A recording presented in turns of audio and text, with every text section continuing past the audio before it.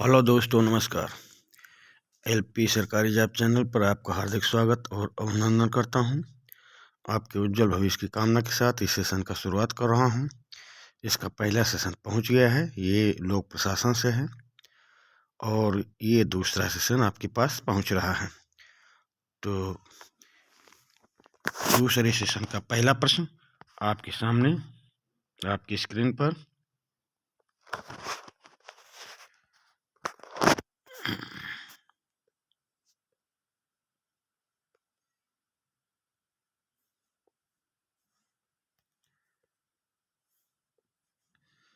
राजनीति द्वैत भाव का समर्थन करने वाला विद्वान कौन है? राजनीति द्वैत भाव, पब्लिक एडमिनिस्ट्रेशन डिकोटोमी का समर्थन करने वाला विद्वान कौन है, ये आपको बताना है। तो राजनीति प्रशासन द्वैत भाव का समर्थन मैक्स वेबर ने किया, या वुडरो विल्सन ने किया, या वाल्डो ने किया, या हर्बर्ट साइमन ने किया। प्रश्न नंबर 52 का उत्तर देने का प्रयास करें। द्वैत भाव का समर्थन करने वाला विद्वान, तो राजनीति द्वैत भाव का समर्थन करने वाला विद्वान वुडरो विल्सन है भाई। प्रश्न नंबर 52 का ऑप्शन वाह आपका सही उत्तर होगा। अगले प्रश्न पे आ जाएं। प्रशासन राजनीति के विषय क्षेत्र के बाहर है। प्रशासन राजनीति के विषय क्षेत्र के बाहर है। प्रशासकीय समस्याएं राजनीतिक समस्याएं नहीं होती। प्रशासकीय समस्याएं राजनीतिक समस्याएं नहीं होती। यह विचार निम्नलिखित में से किसका है? प्रश्न फिर से देख लें। प्रशासन राजनीति के विषय क्षेत्र के बाहर है। प्रशासकीय समस्याएं राजनीतिक समस्याएं नहीं होती हैं। ये विचार किसका है?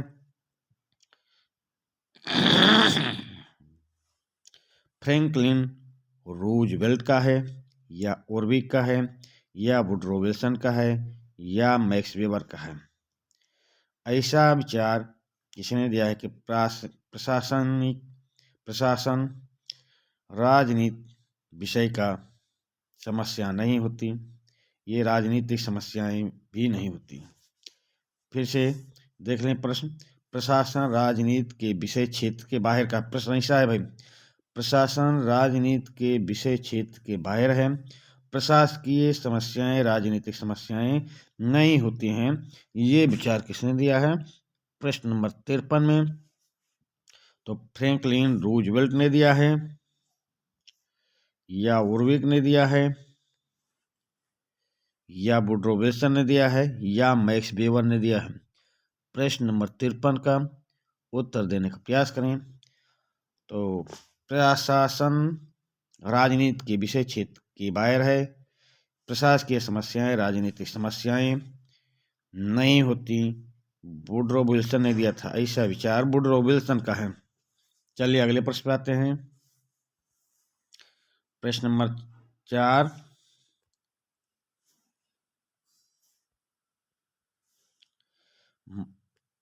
महान और व्यापक विषयों में राजनीति राजकाज का संचालन है, परंतु प्रशासन व्यक्तिगत और छोटे मामलों में राजकाज का संचालन है।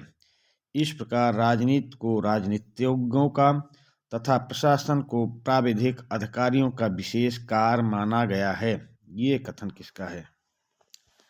महान और व्यापक विषयों में राजनीति राजकाज का संचालन है, परंतु प्रशासन व्यक्तिगत और छोटे मामलों में राजकाज का संचालन है। इस प्रकार राजनीति को राजनीतिज्ञों का तथा प्रशासन को प्राविधिक अधिकारियों का विशेष कार्य माना गया है। ये कथन किसका है? तो उत्तर देने का प्रयास करें। तो ये ब्लंडसली का है, या मैक्स वेबर का है, या ओरविक का है, या फ्रेडरिक टेलर का है। प्रश्न नंबर 54 उत्तर देने का विचार करें भाई, उत्तर दें, उत्तर देने का प्रयास करें। प्रश्न नंबर 54 में तो ये विद्वान का नाम है ब्लंड सली। प्रश्न नंबर 54 में ऑप्शन आ आपका सही उत्तर होगा। चलिए अगले प्रश्न पे आ जाते हैं।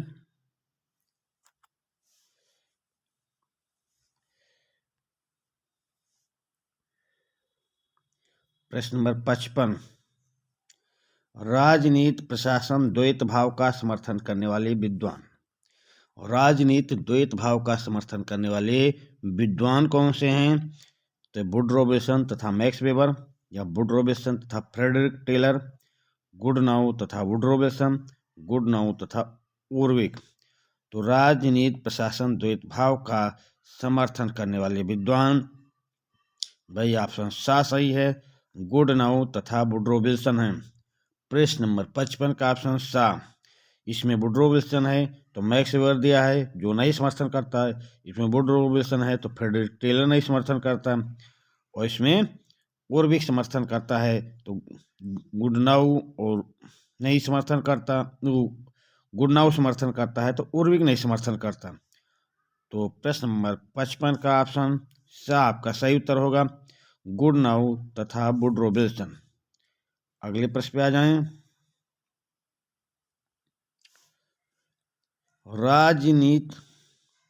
राजनीति प्रशासन द्वैत भाव पर प्रहार करने वाला विद्वान। अभी आपसे पूछा गया समर्थन करने वाला, अब पूछा जा रहा प्रहार करने वाला विद्वान कौन सा है। राजनीति प्रशासन द्वैत भाव पर प्रहार करने वाला विद्वान तो वुडरो विल्सन है, या फ्रैंक जे गुडनाउ हैं, या वाल्डो हैं, या इनमें से कोई नहीं। प्रश्न नंबर 56 का उत्तर देने का प्रयास करें भाई। तो वुडरो विल्सन को भी बताया, ये वुडरो विल्सन और फ्रैंक जे गुडनाउ अभी समर्थन कर रहे थे, ये फिर कट गया, ये समर्थक हैं।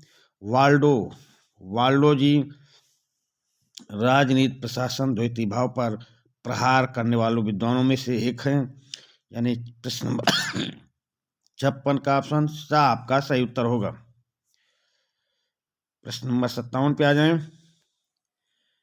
द एडमिनिस्ट्रेटिव स्टेट ग्रंथ का रचयिता निम्नलिखित में से कौन है? द एडमिनिस्ट्रेटिव स्टेट ग्रंथ का रचयिता निम्नलिखित में से कौन है? प्रश्न नंबर 57 का ऑप्शन देख लें। फ्रैंक जे गुडनाउ हैं, या मैक्स वेबर हैं, या वुडरो विल्सन हैं, या ड्वाइट वाल्डो हैं। प्रश्न नंबर 57 में द एडमिनिस्ट्रेटिव स्टेट ग्रंथ के रचयिता ड्वाइट वाल्डो जी हैं। प्रश्न नंबर 57 का ऑप्शन द आपका सही उत्तर होगा। अगले प्रश्न पे आ जाएं। प्रश्न नंबर 58 देख लें। राजनीति प्रशासन द्वैतभाव की परंपरा विचारधारा पर प्रहार करने वाले विचारक कौन हैं? राजनीति प्रशासन द्वैतभाव की परंपरागत विचारधारा पर प्रहार करने वाले विचारक कौन हैं? तो एक बात ध्यान से में रखें, ध्यान से सुने कि छोटा छोटा थोड़ा थोड़ा अंतर करके प्रश्न आपके सामने आ रहा है। प्रश्न को सही से समझकर फिर ऑप्शन पे जाएं। प्रश्न में थोड़ी थोड़ी बारीकी दी जा रही है आपसे, इसलिए बोल रहा हूँ कि इसका मैं कुल 7 सेशन भेजूंगा कि कहीं से भी आपका कोई भी प्रश्न छूटने न पाए। तो प्रश्न में थोड़ा थोड़ा अंतर करके आपके सामने आ रहा है।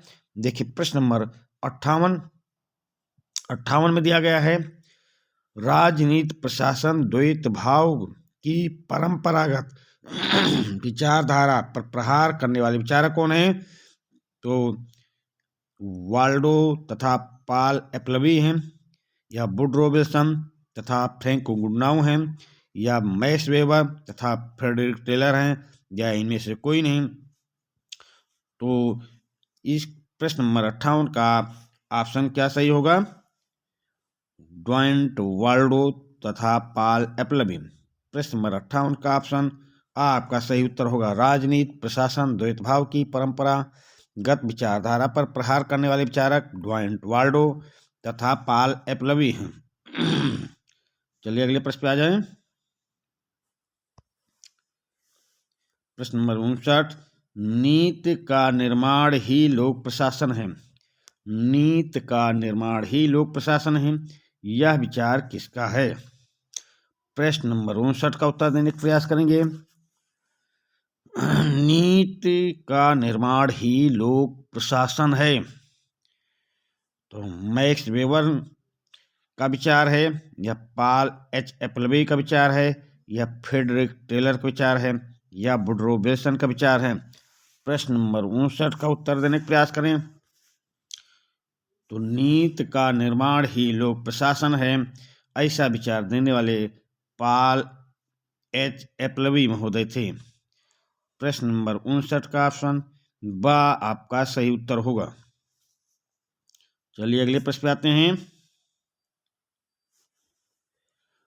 प्रदत्त व्यवस्थापन की संपूर्ण धारणा ने, क्या प्रदत्त व्यवस्थापन की संपूर्ण धारणा ने भाई क्या किया है? इस उत्तर में, इस प्रश्न में देखिए ऑप्शन पे आते हैं, ऑप्शन देखें फिर उसके बाद उत्तर करें। मैं पहले भी बोला कि ऑप्शन को ध्यानपूर्वक पढ़ने के बाद ही ऑप्शन को ध्यानपूर्वक पढ़ें। प्रदत्त व्यवस्थापन की संपूर्ण धारणा ने राजनीति प्रशासन द्वैत भाव का पूर्ण समर्थन किया है? नहीं। राजनीति प्रशासन के विभाजन को अर्थहीन सिद्ध कर दिया है। प्रदत्त व्यवस्थापन की संपूर्ण धारणा ने राजनीति प्रशासन के विभाजन को अर्थहीन सिद्ध कर दिया है। ये भाई सही है। प्रशासन और राजनीति की दूरियां बढ़ा दी हैं। प्रशासन और राजनीति की पृथक सीमा को निर्धारित कर दिया है। नहीं भाई, प्रदत्त व्यवस्थापन की संपूर्ण धारणा ने राजनीति प्रशासन के विभाजन को अर्थहीन सिद्ध कर दिया है। तो प्रश्न नंबर 60 का ऑप्शन बा आपका सही उत्तर होगा। चलिए अगले प्रश्न पे आ जाएं। प्रश्न नंबर 61, राजनीतिज्ञों और प्रशासकों के बीच अंतर दर्शाने वाला कौन सा जोड़ा सही है?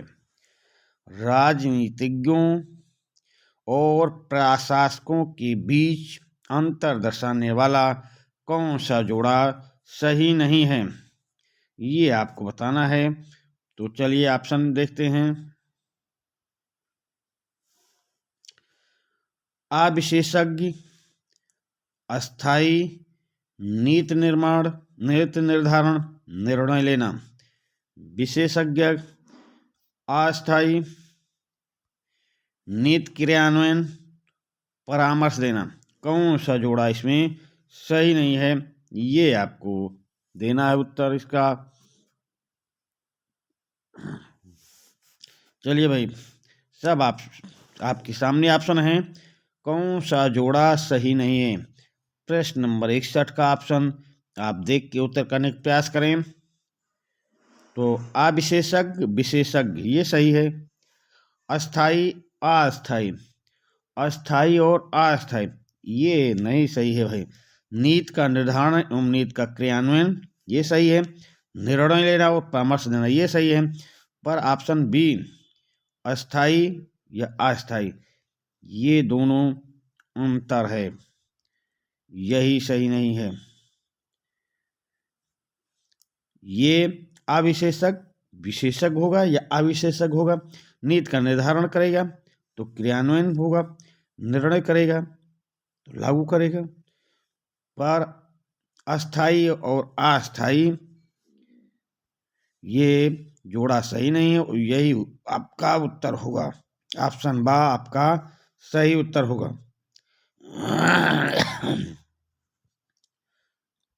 चलिए भाई अगले प्रश्न पे आते हैं। आधुनिक राज्यों को पुलिस राज कहा जाता है, या प्रशासकीय राज कहा जाता है, या हस्तक्षेपवादी राज कहा जाता है, या व्यक्तिवादी राज कहा जाता है?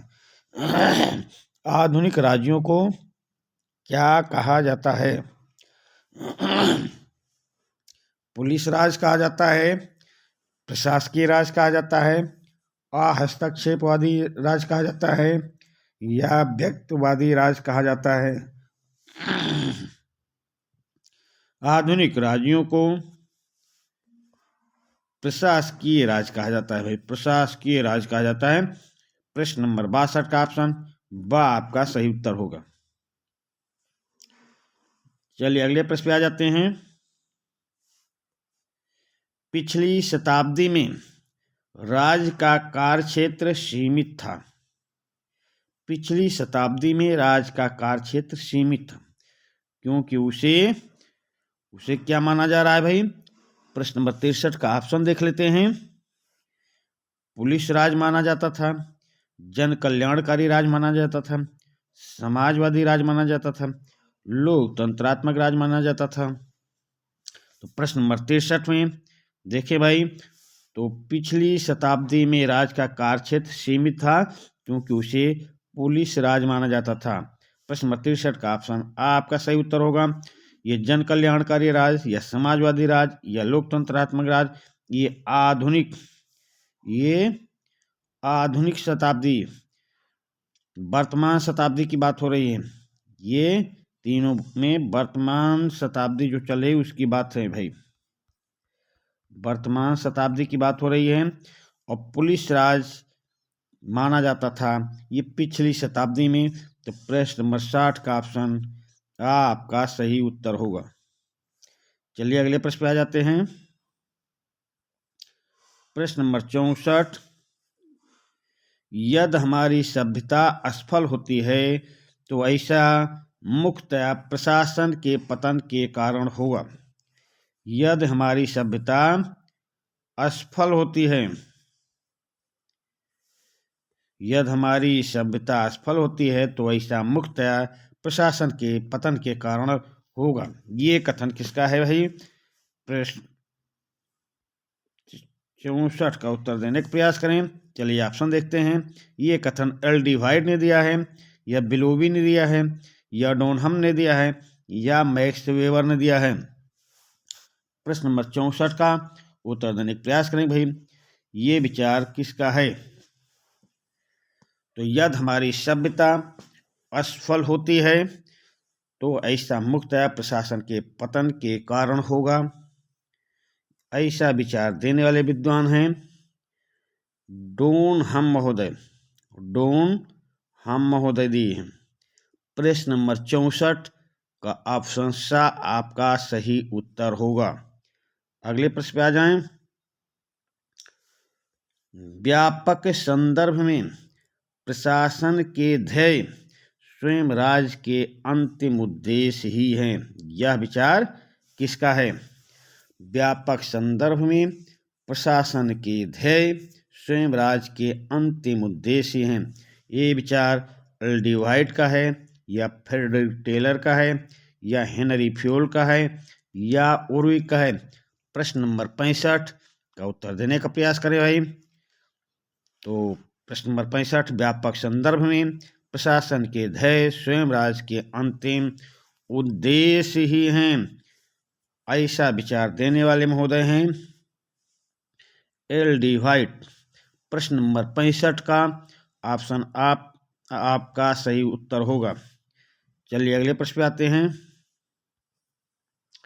प्रश्न नंबर 66, वह कौन सा विषय है जो आम नागरिकों की सरकारी मशीनरी तथा कार्य पद्धति के विषय में काफ़ी जानकारी दे सकता है?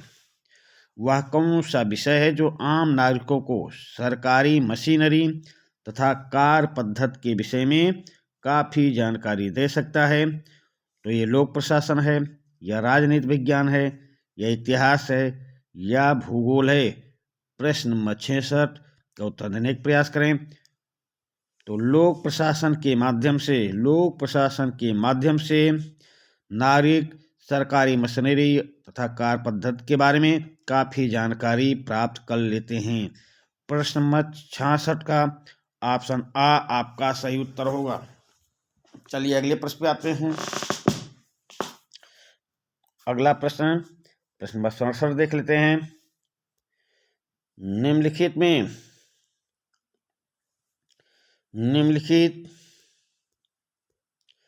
में वह कौन सा विषय है जिस पर सरकार के कार्यकलापों के सभी पहलुओं के अध्ययन की एकमात्र जिम्मेदारी है?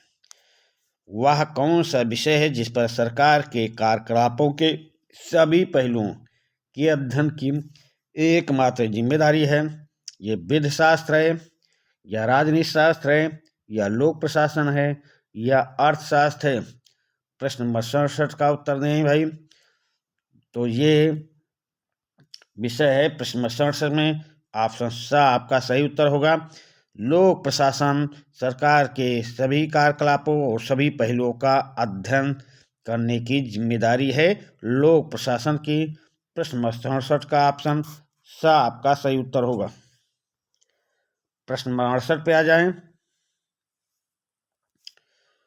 लोक प्रशासन का अत्यधिक महत्व है क्योंकि लोक प्रशासन का अत्यधिक महत्व है क्योंकि अब इसके ऑप्शन को देख लेते हैं क्यों महत्व है इसका।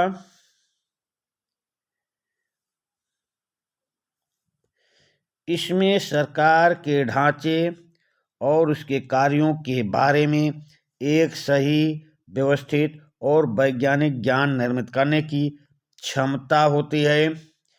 दूसरा देख लें, प्रश्न नंबर 58 का ऑप्शन हम लोग देख रहे हैं 68 का। दूसरा देख लें, इसके विशेषज्ञों का ये प्रयास रहा है कि ज्ञान का प्रयोग वास्तविक लोक समस्याओं को हल करने में किया जाए। चार देख लें, इसके द्वारा नागरिकों में जागरूकता पैदा की जाती है। तो चलिए भाई, ये आप देखें कि निम्नलिखित में से लोक प्रशासन का महत्व अत्यधिक महत्व क्यों है? क्योंकि भाई इसमें सरकार के ढांचे और उसके कार्यों के बारे में एक सही, व्यवस्थित और वैज्ञानिक ज्ञान निर्मित करने की क्षमता होती है। ये सही है। दूसरा देख लेते हैं, इसके विशेषज्ञों का यह प्रयास रहा कि ज्ञान का प्रयोग वास्तविक लोक समस्याओं को हल करने में किया जाए। ये भी सही है। इसके द्वारा नागरिकों में जागरूकता पैदा की जाती है। ये भी सही है। तो आपका ऑप्शन द आपका सही उत्तर होगा। ऑप्शन द आपका सही उत्तर होगा। प्रश्न नंबर 68 का ऑप्शन द सही उत्तर होगा। अगले प्रश्न पे आ जाते हैं। विकासशील देशों में योजनाबद्ध विकास और सामाजिक परिवर्तन का प्रमुख वाहक। प्रश्न नंबर 69 का ऑप्शन देखें तो ये कार्यपालिका है, या लोक प्रशासन है, या राजनीतिक दल है, या नेतृत्व है। विकासशील देशों में योजनाबद्ध विकास और सामाजिक परिवर्तन का प्रमुख वाहक कौन है? तो ये वाहक है लोक प्रशासन। प्रश्न नंबर 69 का ऑप्शन बा आपका सही उत्तर होगा। चलिए अगले प्रश्न पे आते हैं। प्रश्न नंबर 70।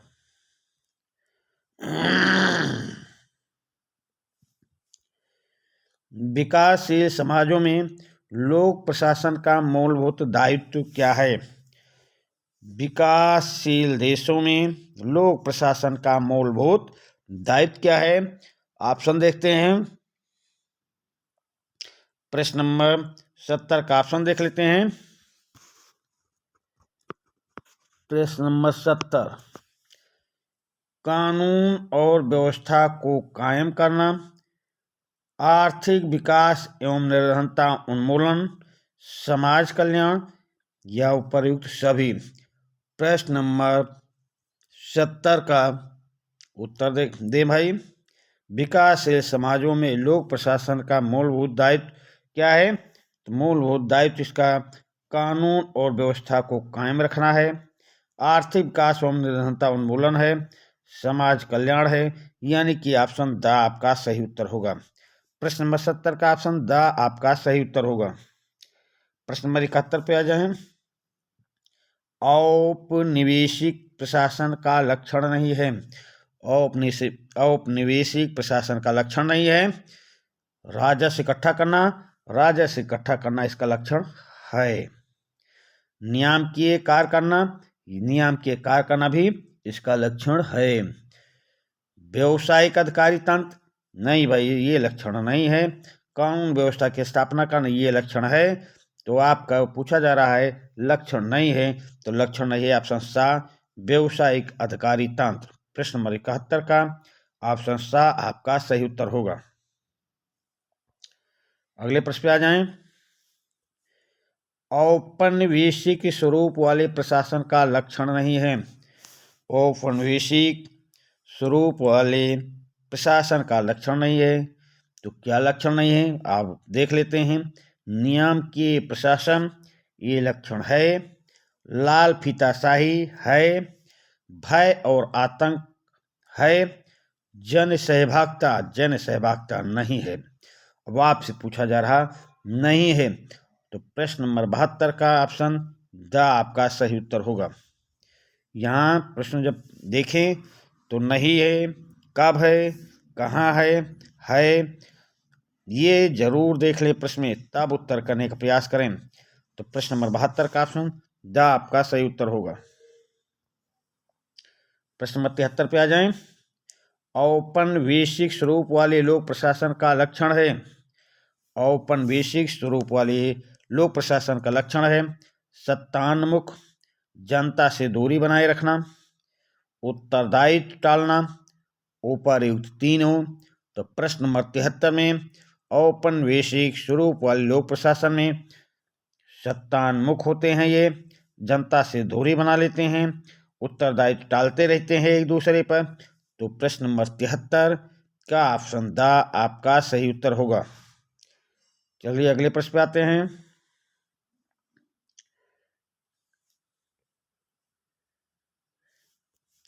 पद सोपान और लाल फीताशाही को विशेष महत्व जिस प्रशासन में दिया जाता है उसे क्या कहते हैं।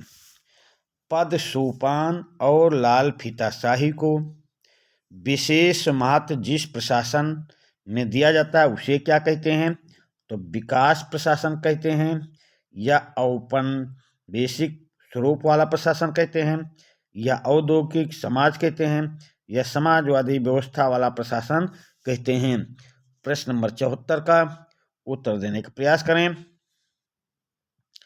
तो पद सोपान और लाल फीताशाही को विशेष महत्व जिस प्रशासन में दिया जाता है उसे कहते हैं औपनिवेशिक स्वरूप वाला प्रशासन। औपनिवेशिक स्वरूप वाला प्रशासन। प्रश्न नंबर 74 का ऑप्शन बा आपका सही उत्तर होगा। चलिए अगले प्रश्न पे आते हैं। अगला प्रश्न देखते हैं भाई क्या दिया गया है। ऐसे प्रशासन में अधिकारी तंत्र प्रत्येक काम में कठोरता के साथ नियमों का पालन करते हैं, लचीलेपन के साथ नहीं।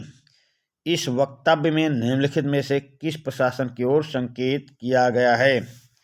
ऐसे प्रशासन में अधिकारी तंत्र प्रत्येक काम में कठोरता के साथ नियमों का पालन करते हैं, लचीलेपन के साथ नहीं। इस वक्तव्य में निम्नलिखित में से किस प्रशासन की ओर संकेत किया गया है। तो प्रश्न नंबर 75 का ऑप्शन देख लेते हैं भाई। विकास प्रशासन की ओर किया गया है, या लोकतांत्रिक प्रशासन की ओर, या औपनिवेशिक प्रशासन की ओर, या औद्योगिक सरकार की ओर। तो ये ऐसे प्रशासन में अधिकारी तंत्र प्रत्येक काम में कठोरता के साथ नियमों का पालन करते हैं, लचीलेपन के साथ नहीं। ये वक्तव्य औपनिवेशिक प्रशासन की ओर इशारा कर रहा है। प्रश्न नंबर 75 का ऑप्शन सा आपका सही उत्तर होगा। प्रश्न नंबर 75 का ऑप्शन सा आपका सही उत्तर होगा। चलिए अगले प्रश्न पे आते हैं।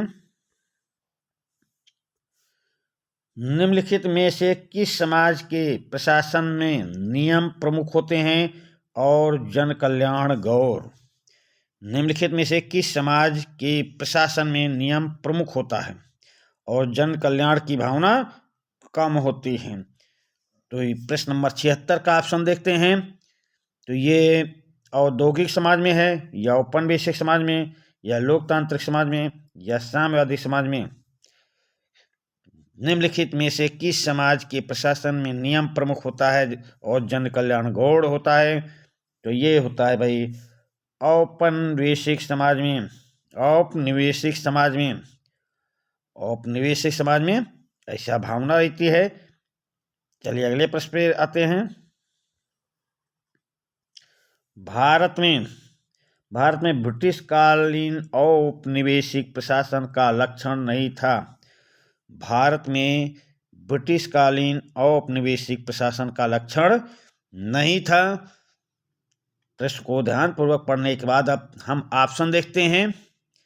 केंद्रीयकरण, या सोपानबद्धता, या लोक कल्याण, या आतंक और भय। तो भारत में ब्रिटिश कालीन औपनिवेशिक का लक्षण केंद्रीयकरण था, सोपानबद्धता था, आतंक और भय था। कौन नहीं था? क्या लक्षण नहीं था? तो वो लक्षण नहीं था लोक कल्याण। प्रश्न नंबर 77 का ऑप्शन सा आपका सही उत्तर होगा। भारत में ब्रिटिश कालीन औपनिवेशिक प्रशासन का लक्षण लोक कल्याण नहीं था भाई। प्रश्न नंबर 77 का ऑप्शन सा हो गया आपका सही उत्तर। चलिए अगले प्रश्न पे आते हैं। प्रश्न नंबर 78। भारत में ब्रिटिश कालीन औपनिवेशिक प्रशासन की विशेषता क्या रही? भारत में ब्रिटिश कालीन औपनिवेशिक प्रशासन की विशेषता क्या रही? प्रश्न नंबर 78 का ऑप्शन देख लेते हैं। लोक सेवा का वर्गीय आधार था, भ्रष्टाचार था, अनुत्तरदायित्व था। तो प्रश्न नंबर 78 में ऑप्शन द आपका सही उत्तर होगा। और इन प्रश्नों को बार बार देखें, इस सेशन को बार बार देखेंगे, ऐसे ही प्रश्न परीक्षा में आएंगे और उसमें हम लोग प्रतियोगी भाई उस प्रश्न को समझ नहीं पाते हैं, जल्दबाजी में उत्तर कर देते हैं, और जब परीक्षा हाल के बाहर निकलते हैं तो दिमाग में आता है कि नहीं, इसका उत्तर ये नहीं, ये होना चाहिए था, और फिर उसके आने सब हाथ से निकल गया रहता है और आप निराश हो जाते हैं। तो इन जो भी ये 7 सेशन डालना हो लोक प्रशासन से कम टीजीटी में 20% प्रश्न इससे आएंगे, पीजीटी में 30-35% इससे प्रश्न आते हैं लोक प्रशासन से। तो आप इसका 7 वीडियो बार बार देखने की कोशिश करना, बीच में 1-2 बार देखें, फिर 1-2 महीने बाद देखें, फिर 1-2 महीने बाद, जब तक पेपर नहीं हो जाता है तब तक आपको इसको 7 वीडियो को इसको देखते ही रहना है, क्योंकि इन्हीं लोक प्रशासन के क्वेश्चनों में प्रतिभागी भाई फंस जाते हैं और उत्तर गलत करके चले जाते हैं। तो चलिए भाई, भारत में ब्रिटिश औपनिवेशिक प्रशासन की विशेषता क्या है? तो ये तीनों विशेषताएं हैं। लोक सेवा का वर्गीय आधार था, भ्रष्टाचार था, अनुत्तरदायित्व था। तो सभी ऑप्शन सही हैं। तो प्रश्न नंबर 78 का ऑप्शन द आपका सही उत्तर होगा। प्रश्न नंबर 79 पे आ जाएं। लोक प्रशासन नकारात्मक और पुलिस प्रशासन से सकारात्मक और कल्याणकारी प्रशासन की दिशा में अग्रसर होने लगा, जिसका प्रमुख कारण क्या है? लोक प्रशासन नकारात्मक और पुलिस प्रशासन से सकारात्मक और कल्याणकारी प्रशासन की दिशा में अग्रसर होने लगा है, इसका प्रमुख कारण क्या है ये आपको बताना है। तो औद्योगिक क्रांति है, या फ्रांसीसी क्रांति है, या अमेरिकी क्रांति है, या गौरवपूर्ण क्रांति है? तो ये लोक प्रशासन नकारात्मक और पुलिस प्रशासन से सकारात्मक और कल्याणकारी प्रशासन की दिशा में अग्रसर होने लगा है, जिसका प्रमुख कारण है औद्योगिक क्रांति। प्रश्न नंबर 79 का ऑप्शन आपका सही उत्तर होगा। प्रश्न नंबर 80 पे आ जाएं। औद्योगिक समाजों में जनजीवन और सरकार के क्रियाकलापों पर अत्यधिक प्रभाव डालने वाला तत्व। औद्योगिक समाजों में जनजीवन और सरकार के क्रियाकलापों पर अत्यधिक प्रभाव डालने वाला तत्व कौन सा है? तो ये लोकमत है, या विकेंद्रीकरण है, या संचार क्रांति है, या विज्ञान और प्रौद्योगिकी है। प्रश्न नंबर 80 का उत्तर देने का प्रयास करें।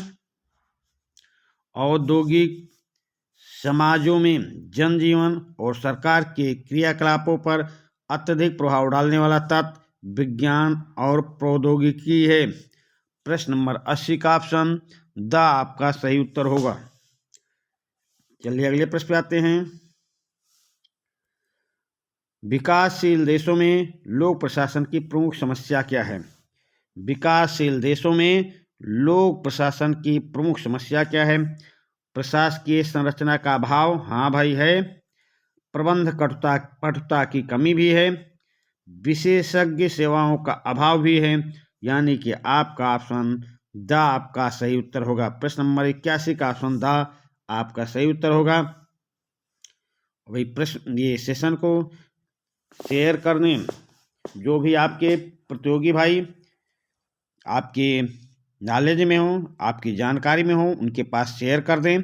जो पहली बार इस चैनल पर आए हैं, इस सेशन को देख रहे हैं, वो भी सब्सक्राइब कर लें, ताकि हम आपको टीजीटी पीजीटी जैसी सेवाओं के लिए कहीं से भी जो भी प्रश्न पूछे जाने हैं, उन प्रश्नों को हम लेकर आएंगे, आपके सामने रखेंगे और आपकी सफलता का मार्ग प्रशस्त होगा। और सेशन पसंद आ रहा हो तो लाइक भी करते चलिए। कोई प्रश्न का उत्तर जानना चाहते हैं तो आप कमेंट के माध्यम से पूछ सकते हैं, हम उसका उत्तर देने का प्रयास करेंगे। तो चैनल को अधिक से अधिक भाई सब्सक्राइब कर लें और लाइक भी करते चलें। विकासशील देशों में लोक प्रशासन का प्रमुख लक्षण है। विकासशील देशों में लोक प्रशासन का प्रमुख लक्षण क्या है? उच्च व्यवसायिक मानकों वाला अधिकारी तंत्र नहीं, ऐसा लक्षण नहीं है। प्रशासन में अधिकाधिक जनभागिता भी नहीं है। कार्यकुशल और मितव्ययी प्रशासन तंत्र भी नहीं है। नौकरशाही मनोवृत्ति वाला प्रशासन है भाई, नौकरशाही मनोवृत्ति वाला प्रशासन तंत्र है। प्रश्न नंबर 82 में विकासशील देशों में लोक प्रशासन का प्रमुख लक्षण नौकरशाही मनोवृत्ति वाला प्रशासन तंत्र है। यानी कि 82 नंबर प्रश्न का ऑप्शन द आपका सही उत्तर होगा। प्रश्न नंबर 83 पे आ जाएं। विकासशील राज्यों में निम्नलिखित क्षेत्र में प्रशासन तंत्र पूर्णतया असफल रहा। विकासशील राज्यों में निम्नलिखित क्षेत्र में, भाई किस क्षेत्र में प्रशासन तंत्र पूर्णतया असफल रहा? ये समाज सुधार है, या कल्याण कार्य है, या सामाजिक न्याय की स्थापना, या आर्थिक विकास। प्रश्न नंबर 83 का उत्तर देने का प्रयास करें। तो विकासशील देशों में सामाजिक न्याय की स्थापना के क्षेत्र में प्रशासन तंत्र पूर्णतया असफल रहा। प्रश्न नंबर 83 का ऑप्शन सा आपका सही उत्तर होगा। चलिए अगले प्रश्न पे आते हैं।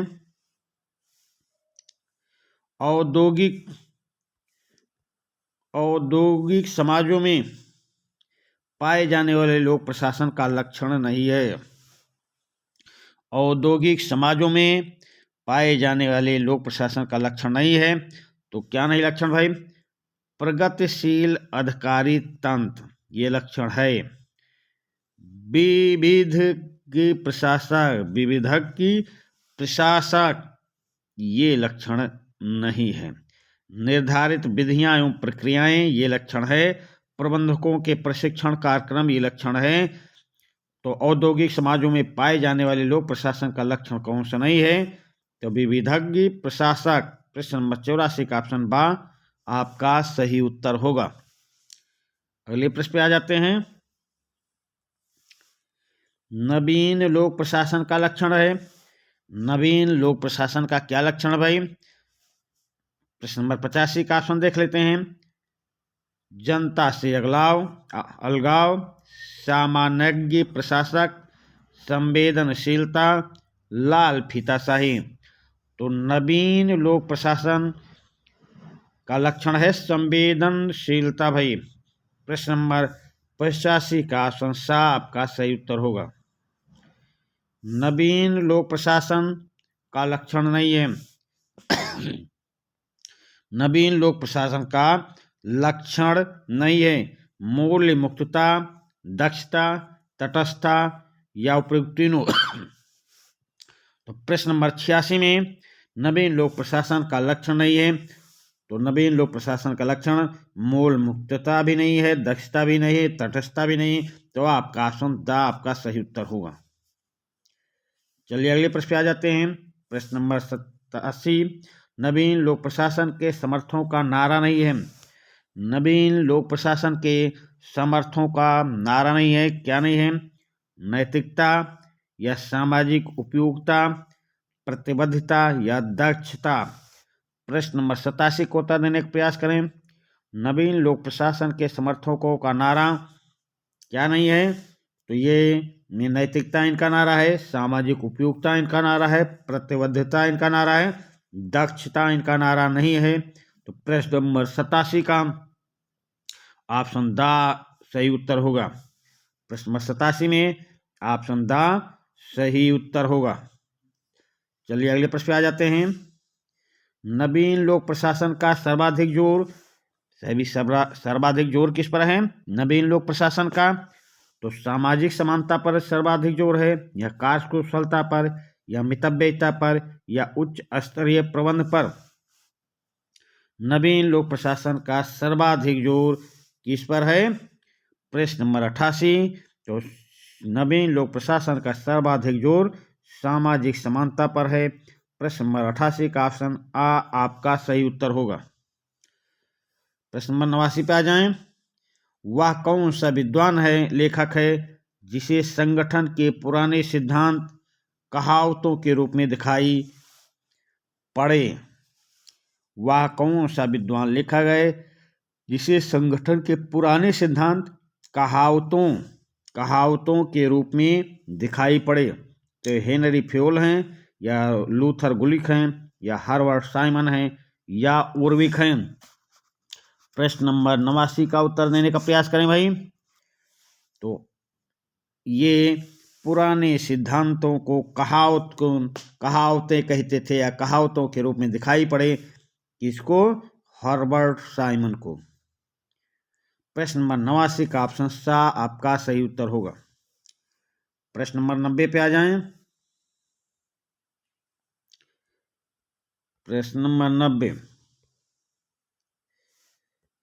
नवीन लोक प्रशासन की दृष्टि से निम्नलिखित में से कौन सी रिपोर्ट महत्वपूर्ण है? नवीन लोक प्रशासन की दृष्टि से निम्नलिखित में से कौन सी रिपोर्ट महत्वपूर्ण है? प्रश्न नंबर 90 का ऑप्शन देख लेते हैं। यह हनी रिपोर्ट, या हाल्डेन रिपोर्ट, या फुलटन रिपोर्ट, या पॉल एपलबी रिपोर्ट। प्रश्न नंबर 90 का उत्तर देने का प्रयास करें। नवीन लोक प्रशासन की दृष्टि में निम्नलिखित में से कौन सी रिपोर्ट महत्वपूर्ण है? तो हनी रिपोर्ट। प्रश्न नंबर 90 का ऑप्शन आ आपका सही उत्तर होगा। नवीन लोक प्रशासन की दृष्टि से निम्नलिखित में से कौन सा सम्मेलन अत्यधिक महत्वपूर्ण है? नवीन लोक प्रशासन की दृष्टि से निम्नलिखित में से कौन सा सम्मेलन अत्यधिक महत्वपूर्ण है? ये ताशकंद सम्मेलन नहीं भाई, शिमला सम्मेलन नहीं भाई, मिन्नोब्रुक सम्मेलन ये महत्वपूर्ण है, पेरिस सम्मेलन भी नहीं। प्रश्न नंबर 91 का ऑप्शन सा आपका सही उत्तर होगा। नवीन लोक प्रशासन की दृष्टि से महत्वपूर्ण सम्मेलन मिन्नोब्रुक सम्मेलन। प्रश्न नंबर 91 का ऑप्शन सा आपका सही उत्तर होगा। प्रश्न नंबर 92 पे आ जाएं। हनी प्रतिवेदन के अनुसार क्या है भाई? चलिए इसका ऑप्शन देखते हैं। लोक प्रशासन के क्षेत्र को व्यापक बनाया जाए, लोक प्रशासन के क्षेत्र को सीमित बनाया जाए, लोक प्रशासन के क्षेत्र पर विचार नहीं किया गया, लोक प्रशासन के क्षेत्र के निर्धारण की आवश्यकता नहीं है।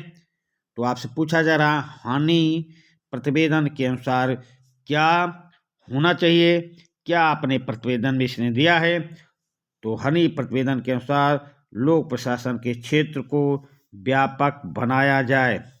प्रश्न नंबर 92 का ऑप्शन आ आपका सही उत्तर होगा।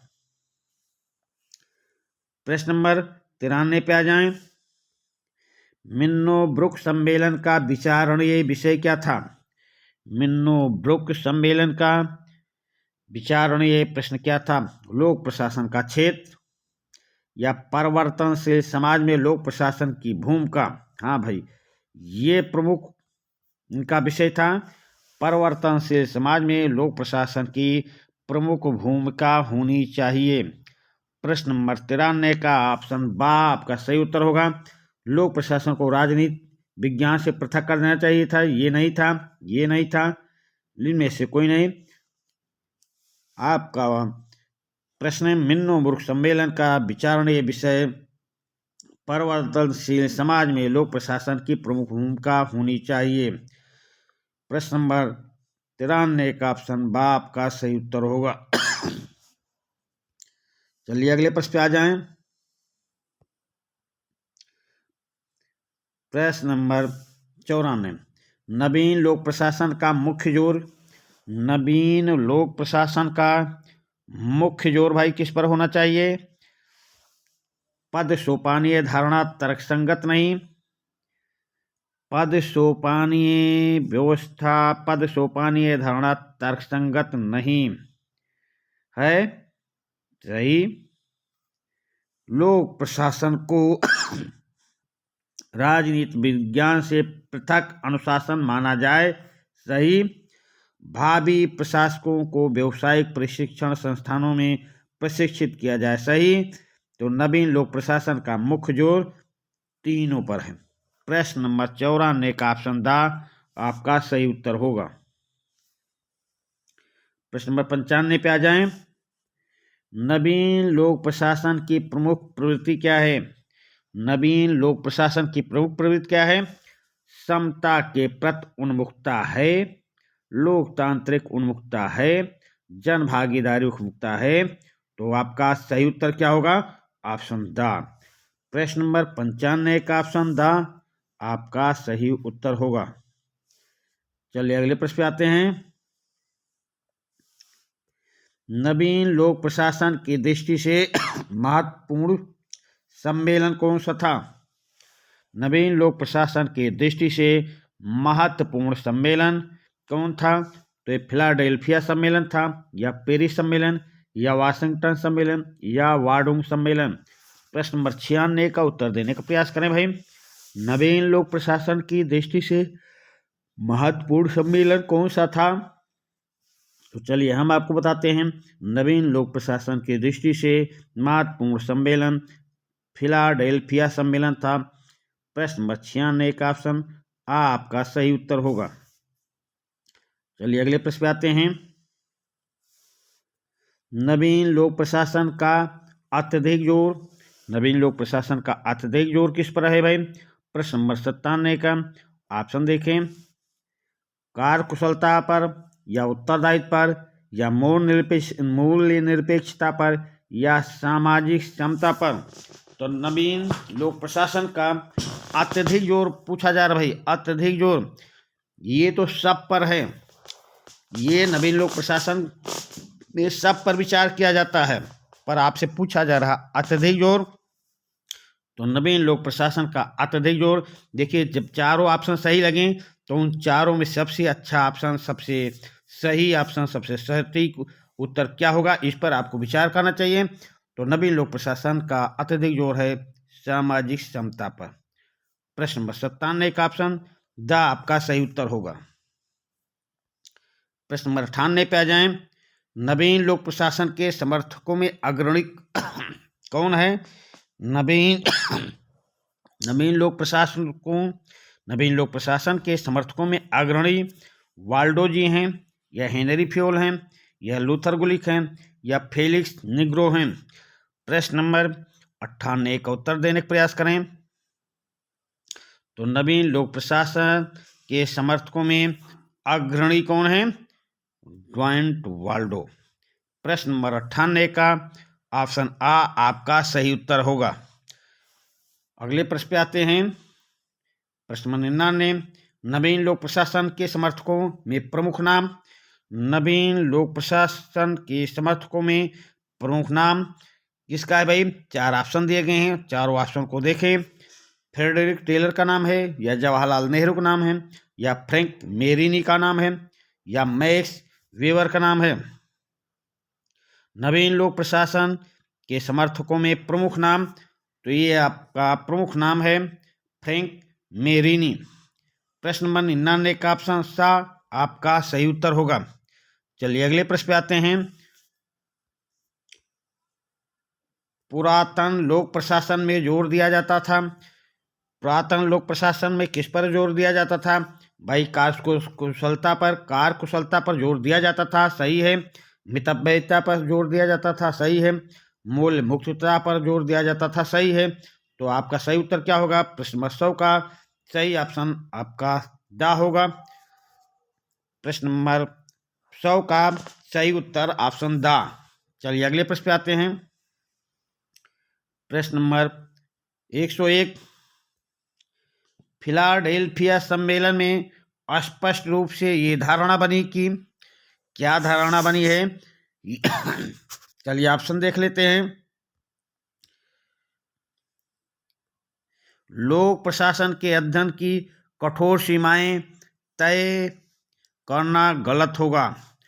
लोक प्रशासन के अध्ययन की कठोर सीमाएं तय करना गलत होगा, ये धारणा बनी। नीति और प्रशासन के बीच द्विविभाजन ठीक नहीं है, ये भी सही। पद सोपान के स्थान पर संगठनात्मक नवीनता एवं प्रबंधात्मक नमनीयता उचित है, ये भी सही है। तो आपका ऑप्शन क्या सही होगा? जब तीनों सही हैं तो ऑप्शन द आपका सही उत्तर होगा। इस प्रश्न को फिर दोबारा देखें। फिलाडेल्फिया सम्मेलन में स्पष्ट रूप से धारणा बनी है, तो ये क्या धारणा बनी है? ये हम आपको फिर से ऑप्शन देख लेते हैं। लोक प्रशासन के अध्ययन की कठोर सीमाएं तय करना गलत होगा, ये धारणा बनी है। लोक प्रशासन के अध्ययन की कठोर सीमाएं तय करना गलत होगा, एक ये धारणा बनी।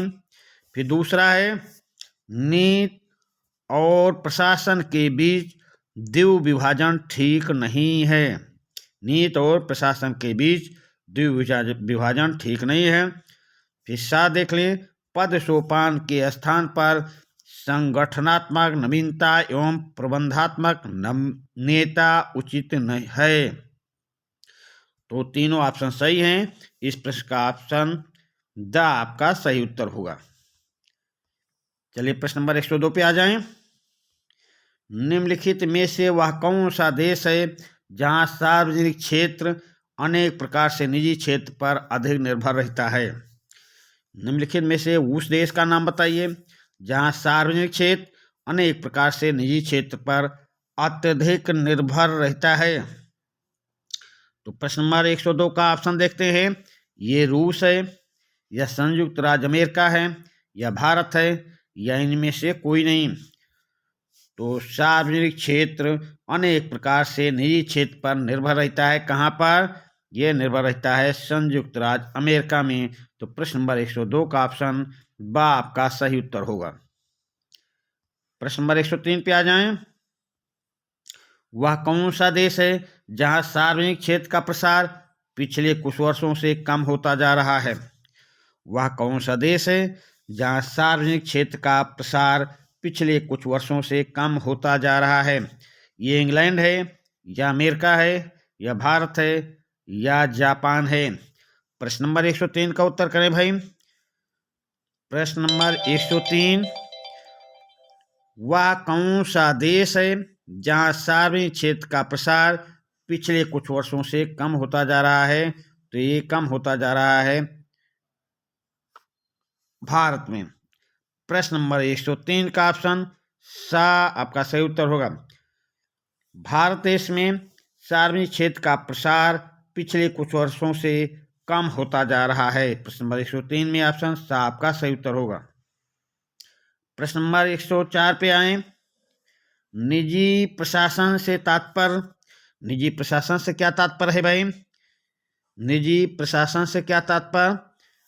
तो सरकार द्वारा किए जाने वाले कार्य या समूची जनता से संबंध रखने वाले कार्य या सार्वजनिक कल्याण से संबंध रखने वाले कार्य या गैर सरकारी संस्था या व्यक्ति द्वारा निजी लाभ के लिए किए जाने वाले कार्य। प्रश्न नंबर 104 का उत्तर देने का प्रयास करें भाई। तो निजी प्रशासन से क्या तात्पर्य है? निजी प्रशासन से तात्पर्य है गैर सरकारी संस्था या व्यक्ति द्वारा निजी लाभ के लिए किए जाने वाला कार्य। प्रश्न नंबर 104 का ऑप्शन द आपका सही उत्तर होगा। चलिए प्रश्न नंबर 105 पे आ जाएं।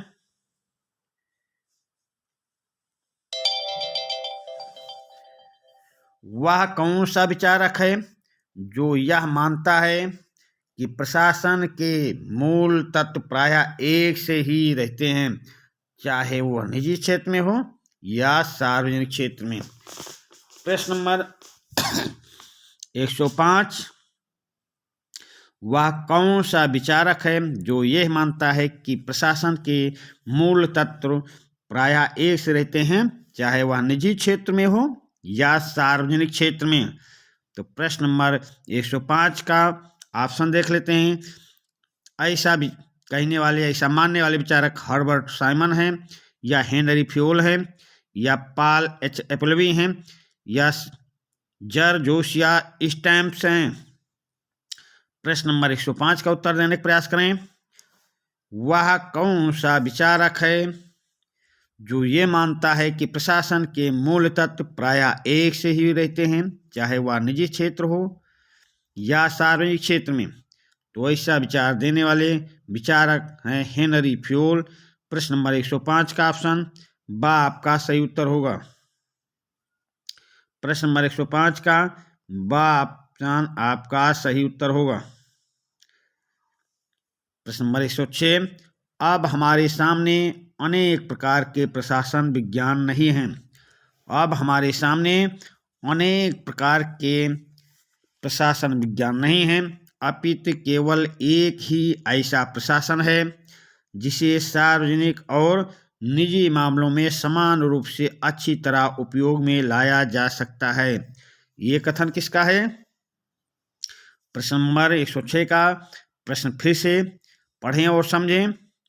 अब हमारे सामने अनेक प्रकार के प्रशासन विज्ञान नहीं हैं, अपितु केवल एक ही ऐसा प्रशासन है जिसे सार्वजनिक और निजी मामलों में समान रूप से अच्छी तरह उपयोग में लाया जा सकता है। तो ये कथन हेनरी फ्योल महोदय का है, हेनरी फ्योल। प्रश्न नंबर 106 का ऑप्शन द आपका सही उत्तर होगा, हेनरी फ्योल। हेनरी फ्योल ने ऐसा वक्तव्य दिया है भाई, हेनरी फ्योल। प्रश्न नंबर 106 का ऑप्शन द आपका सही उत्तर होगा। प्रश्न नंबर 107 पे आ जाएं।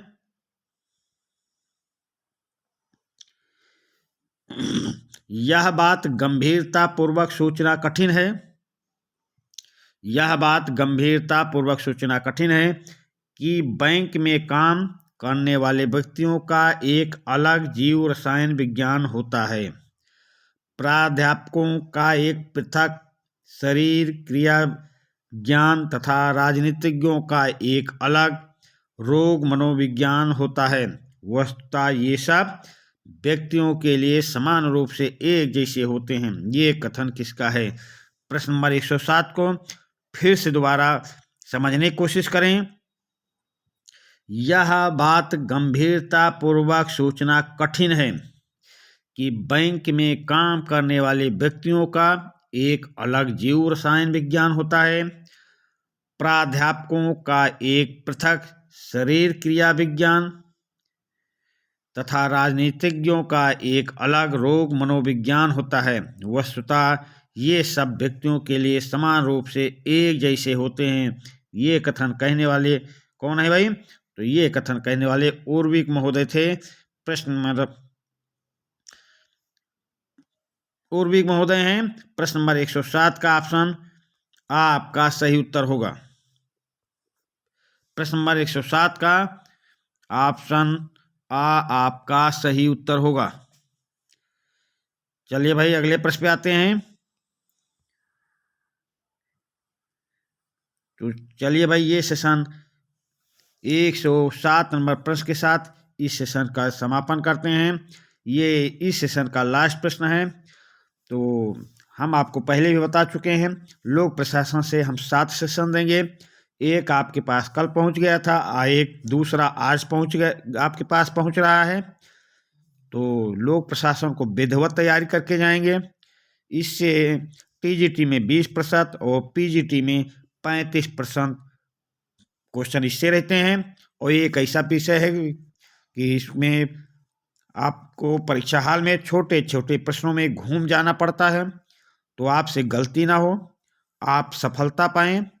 इस आधार पर आप वीडियो को, सेशन को, लोक प्रशासन वाले सेशन को बार बार देखते रहें। 2-3 बार देखें महीने में, दूसरे महीने, जब पेपर जब तक नहीं हो जाता तब तक आप सेशन को देखते रहें। तो हम आपके लिए इसके बाद रिवीजन क्लास लेके आएंगे, जिसमें कहीं भी किसी भी स्टेट में जो आपको किसी भी बोर्ड से कोई भी प्रश्न पॉलिटिकल साइंस से पूछा गया है तो उस प्रश्न का हम संग्रह करके आपके सामने लाएंगे और आपको वो सेशन देंगे। बस आप इस चैनल को अधिक से अधिक आप भी और आपके दोस्त भी सब्सक्राइब कर लें, ताकि चैनल लोकप्रिय हो जाए और आपके लिए अच्छे से अच्छे सेशन लाता रहे। तो चलिए इसी प्रश्न के साथ आपके उज्जवल भविष्य की कामना के साथ इस सेशन का समापन करते हैं। धन्यवाद।